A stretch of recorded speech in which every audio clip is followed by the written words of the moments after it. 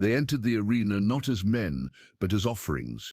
Priscus and Verus, two gladiators, two slaves, two instruments of imperial theatre, stepped onto the hot sand of the Colosseum in the summer of 80 AD. Above them, the marble arches of the Flavian amphitheatre blazed in the Roman sun. Around them, 50,000 voices echoed off stone, hungry for spectacle.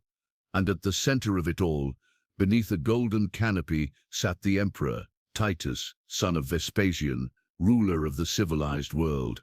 This was not a duel. This was not justice. This was a ritual. Rome did not kill its enemies quietly. It dressed up death in glory. It carved suffering into public entertainment.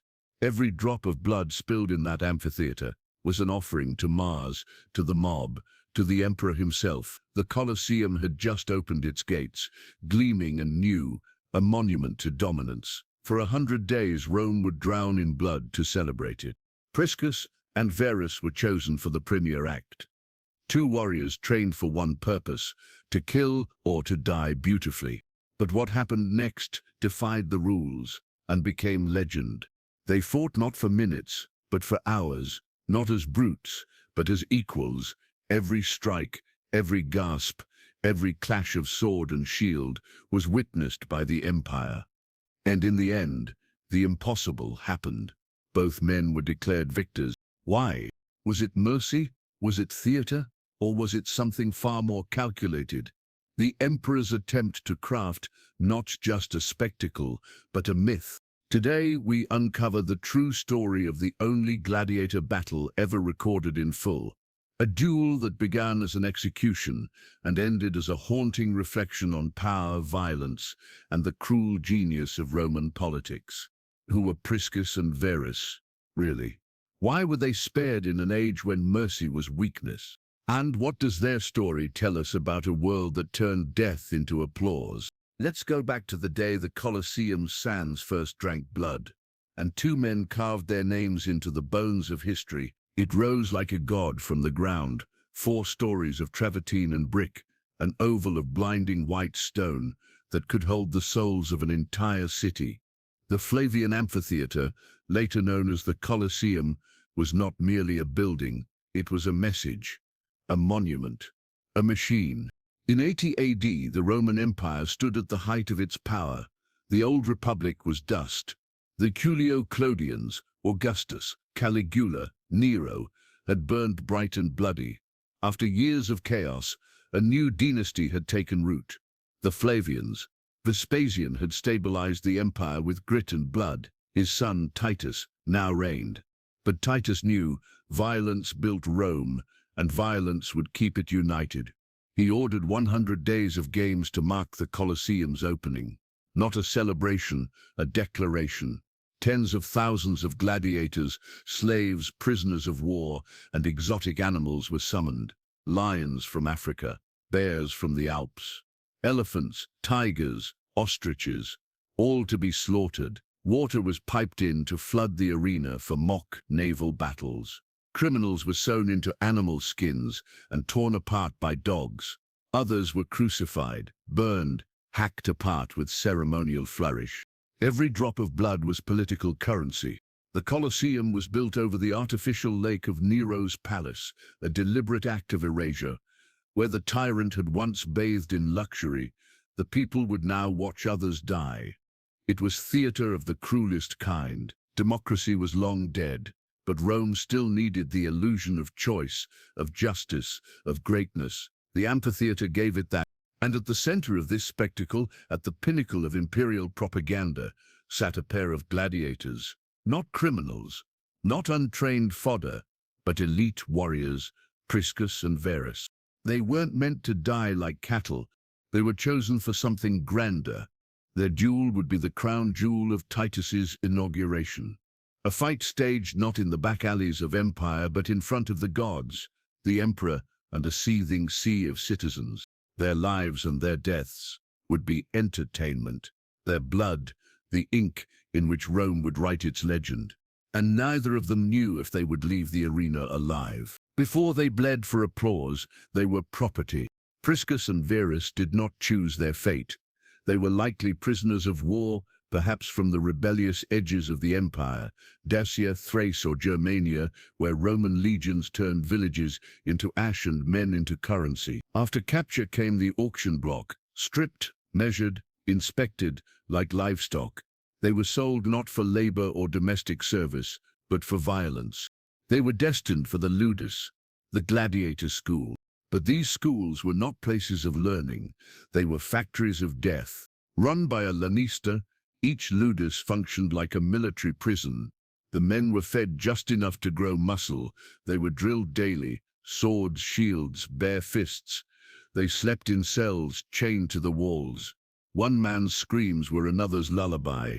Those who resisted were beaten. Those who begged were ignored. Those who broke were discarded. But those who survived, they became instruments of perfection. Priscus and Verus rose through this crucible. Strong, adaptable, relentless, they became Gregorii, the top tier of fighters, not mindless brutes, but skilled showmen. Gladiators were paradoxes, slaves elevated to the status of celebrities. They were given nicknames, painted on tavern walls, lusted after by Roman women. Some even had fan clubs, but their fame came with a catch. It only grew as long as they continued to risk death, and death was always waiting. Their bodies were both tools and targets. Every training session left new scars. Every match was a gamble, not just with life, but with reputation. If you fought poorly, the crowd would hiss. If you begged for mercy too quickly, the emperor's thumb could turn down. A moment's hesitation could mean a knife to the throat. But the hope, the twisted, seductive hope, was freedom. If a gladiator fought with honor, survived enough battles, thrilled enough crowds, he might earn the rudis, a wooden sword symbolizing release. Not just from the games, but from slavery. This was the gamble Priscus and Verus accepted every time they picked up their weapons. They were trained not to kill, but to perform. Every movement calculated, every injury dramatized. The blood had to fly in arcs. The agony had to look beautiful. The deaths needed rhythm. Because the Roman people were not there for truth. They were there for theater. And now, Priscus and Verus were about to take center stage, not in a schoolyard skirmish, but in the most sacred arena in the world. Their next performance would not just determine their fate, it would define them forever. The morning sun struck marble like fire. The Flavian amphitheater shimmered in the Roman heat, its vast skeleton of arches and columns casting long shadows over the thousands flooding into their seats. Senators in white togas, vestal virgins under gold-trimmed veils, merchants, soldiers, bakers, thieves, a cross-section of Rome itself, united in purpose, divided by rank, but all craving one thing, spectacle. In the bowels of the Colosseum, beneath the arena floor, Priscus and Verus prepared to die. They were not alone. The undercroft pulsed with chaos, men praying, vomiting, sharpening blades with shaking hands. You could smell the iron of blood, the rot of fear, the animal stench of lions pacing in iron cages nearby. Some prisoners screamed, others wept, but Priscus and Verus were silent. They had trained for this moment, and in Rome, silence was strength. Above them, the drums began, slow, deliberate. A beat like the empire's heartbeat. The gates creaked open, and then came the roar. 50,000 voices rolled down like thunder. The crowd didn't cheer for the men, they cheered for what the men represented. Defiance, courage, the illusion that even slaves could be heroes. The two gladiators stepped into the light. Their armor was polished to a cruel shine. Bronze helmets crowned their heads like masks of death. Each carried a gladius, short and deadly, and a curved shield. Their sandals crushed the sand beneath their feet, sand that had already soaked up the blood of hundreds that week. They looked up. At the far end of the arena sat Emperor Titus beneath a regal canopy, flanked by senators and generals. Draped in purple golden laurel on his brow, he looked not like a man, but a god. When Titus raised his hand, the noise fell away like a curtain. Then came the ancient salute. Ave Imperator, moriturite salutem. Hail, Emperor, we who are about to die salute you. Titus did not reply. He didn't need to.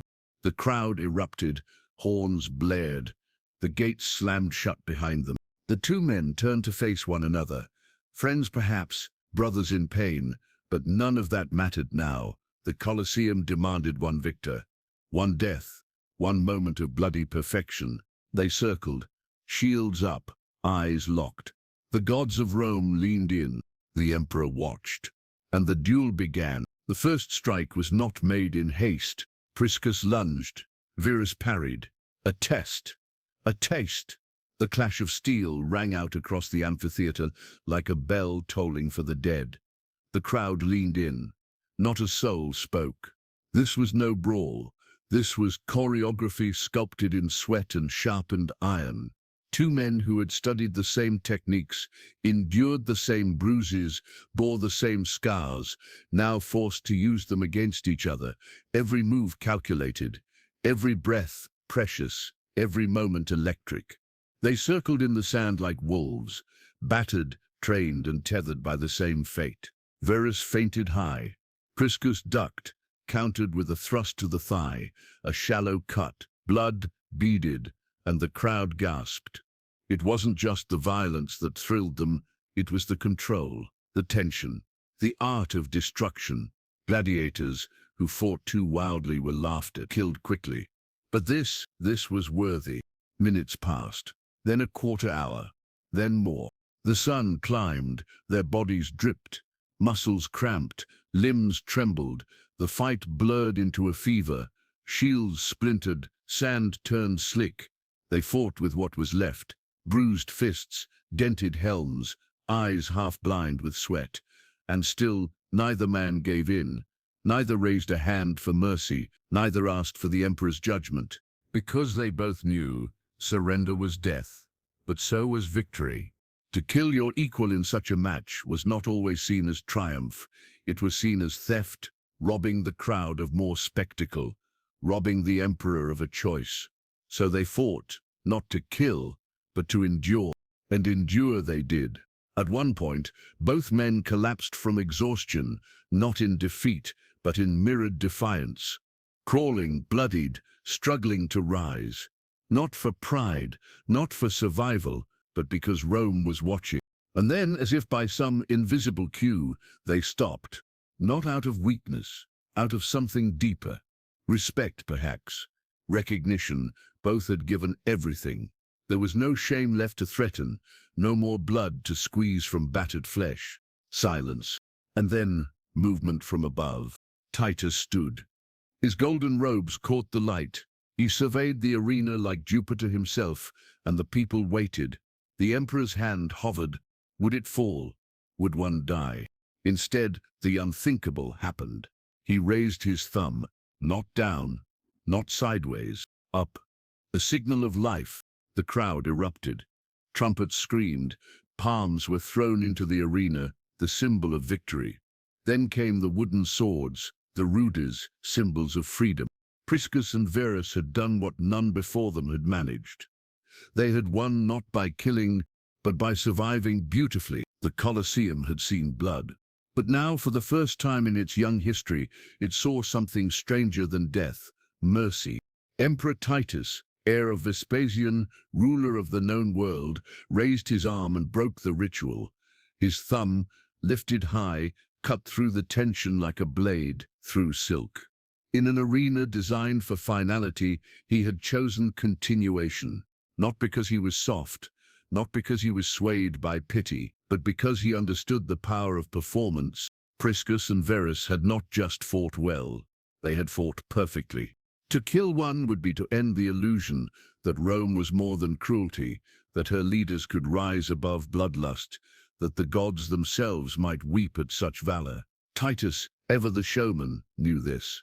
He saw what the crowd saw, not two battered slaves, but twin pillars of Roman glory, living statues. Reflections of Roman virtue etched in muscle and wound. And so, instead of death, he gave them life. The rudis, a simple wooden sword, was placed in their hands. It was small. It was light, but it carried the weight of chains shattered. It meant freedom, not just from the games, but from slavery itself. The people roared, not for gore this time, but for grace. In that moment, Rome applauded not execution, but excellence.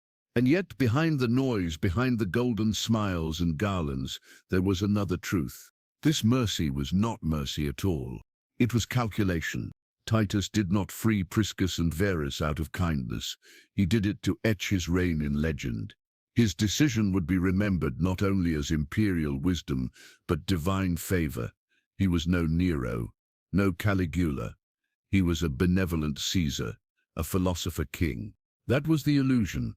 But beneath it, two men stood, shaking from blood loss, covered in cuts, bones fractured, barely able to lift the swords that had bought their salvation. They had been pawns. Now they were trophies. And Rome? Rome loved nothing more than to polish its weapons and put them on display. Most gladiators vanish with the blood they spill, nameless, forgotten, swallowed by the sand. But not Priscus and Verus. Their names endured because one man watched and remembered. His name was Marcus Valerius Martialis, a poet of the imperial court. Witty, biting, and unafraid to lace elegance with cruelty, Martial attended the inaugural games of the Colosseum and witnessed the duel firsthand. Among the executions, the beast hunts, and the carnage, this one fight stood out. It was the only gladiator match he ever chose to immortalize. In his Liber de Spectaculis, he wrote, "Equal they fought, equal they yielded. The fight ended without a victor, because both were victors."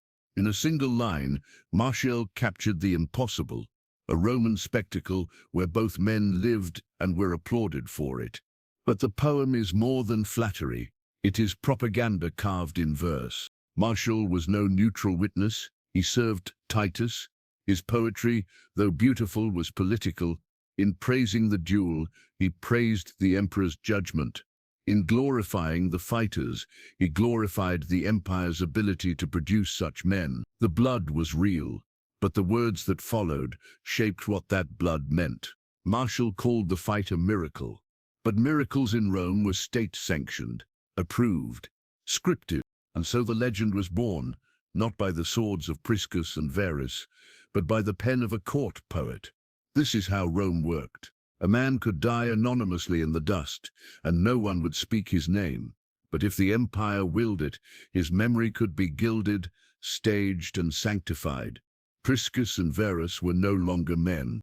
They were symbols, manufactured myths, stories dressed in wounds and verse. And through Martial their legend lived on, not in flesh, but in ink. For every Priscus and Verus who earned a name, there were thousands who didn't. Slaves, criminals, rebels, the impoverished, all swallowed by the machinery of Rome's appetite for spectacle. They entered the arena unarmed, untrained, terrified. Many were slaughtered not in battle but in ritualized executions, dressed up as drama. Some were forced to reenact myths, playing Icarus only to be flung from scaffolds, or Prometheus only to have their guts torn by birds. The crowd called it mythological theater. The victims called it dying. The Colosseum was not just a building, it was a philosophy, a message carved in marble and written in blood, that Rome was invincible, that her enemies were meat, and that suffering properly packaged could be uplifting. And the worst part, it worked. The arena became the empire's great sedative. Starvation, taxation, war, all could be forgotten if the games delivered enough gore. The poor watched others die and called it justice. The rich watched and called it art. Death became applause. Priscus and Verus were elevated not because Rome admired their humanity, but because their struggle entertained better than their deaths would have. Their survival was not the exception that proved Roman mercy. It was the exception that concealed Roman cruelty. And beneath it all lay the truth. Rome didn't care who bled, so long as someone did. The Colosseum remained open for centuries. It would outlive Titus, Martial, and the very empire that built it. But its legacy was written on the bodies of men like Priscus and Verus, men who were trained, wounded, praised, and discarded. Their story endures not because they survived, but because they were useful to the narrative. They walked into the arena to die, and yet, somehow, they lived. Priscus and Verus did what gladiators were never meant to do. They transcended death without denying Rome its spectacle. They gave the crowd what it came for: sweat, pain, blood, valor. But they also gave the emperor something rarer, a moment of theater so perfect it couldn't be ruined with a corpse. Their reward: a wooden sword, freedom, applause. But their real legacy? A story, one that has outlived marble and empire. Yet beneath the glory is a harder truth. That fight was never just between two men. It was a performance staged by power, consumed by the masses, and immortalized by poets. And even in survival, they were still owned by the myth, by the memory, by the message Rome needed them to represent. In the end, the duel of Priscus and Verus was not a tale of mercy. It was a mirror. It showed Rome what it wanted to believe: that valor was rewarded, that brutality could be beautiful, that empire could be noble. But what do you see when you look into that mirror? Was the emperor's mercy genuine, or manipulation masked as magnanimity? Did Priscus and Verus truly win, or were they simply the best-used pawns in Rome's cruelest theater? Let us know in the comments. Would you have raised your thumb? And if this story gripped you, subscribe for more true tales of power, pain, and the twisted legacy of empire.